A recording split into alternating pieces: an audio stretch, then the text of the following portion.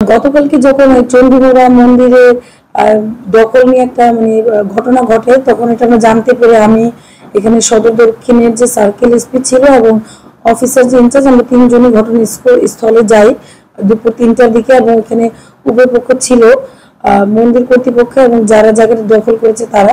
এবং তাদের সাথে কথা বলে আমরা যেটা জানতে পারি যে যারা দখলকারী তাদের বাবা হচ্ছে 10 শতক জায়গা হচ্ছে মন্দির কর্তৃপক্ষকে বিক্রি করেছিল বা দলিল দিয়েছে, কিন্তু মন্দির কর্তৃপক্ষের ভাষ্য মতে তারা 16 শতকের জায়গা দিয়েছে, জায়গা ক্রয় করেছিল, কিন্তু তার বাবা 6 শতক জায়গা তাদের লিখে দেয়নি।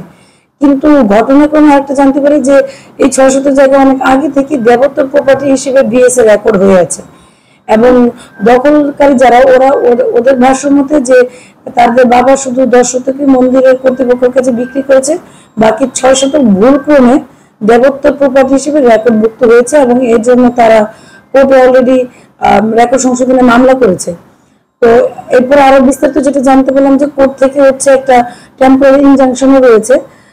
তো যখন আমি জানতে পেলাম, আমি দখল যারা করতে এসেছিল তাদের জিজ্ঞেস করলাম যে যেহেতু আপনারা কোর্টের দ্বারস্থ হয়েছেন এবং কোর্ট আপনাদের প্রতি সদয় হয়ে টেম্পোরারি ইনজাংশনও দিয়েছে, তাহলে তো কোনো পক্ষেরই এখানে আসার কথা না।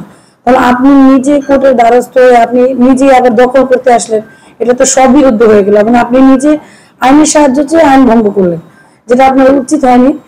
পরবর্তীতে তারাও আসলে কথার মতো এটা বুঝতে পারে এবং তাদের যুক্তিটা এরকম ছিল যে টেম্পোরারি ইনজাংশন থাকার পরেও কেন মন্দির কর্তৃপক্ষ এখানে জায়গাটা ভরাট করলো এবং তারাও একটা কেন ঘর তুললো।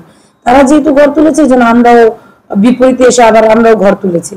তো উভয় পক্ষের সাথে কথা বলে যেটা আমরা ডিসিশন দিয়েছি যে যেহেতু জায়গাটা নিয়ে মামলা চলমান, তো কোর্টের সর্বশেষ আদেশ না আসা পর্যন্ত এবং যেহেতু এটা টেম্পোরারি ইনজাংশন চলছে, কোনো পক্ষ এখানে আসবে না এবং উভয় পক্ষকে বলা হয়েছে তাদের স্ব স্থাপনা সরিয়ে নিতে। এবং তারা উভয় পক্ষে সম্মত হয়েছে এবং অফিসার ইনচার্জ বরাবর তারা দুই পক্ষ একটা মুচলেখা দিয়েছে, ওটাতে দুই পক্ষে সাইন করেছে যে তারা তাদের স্ব স্থাপনা সরিয়ে নেবে।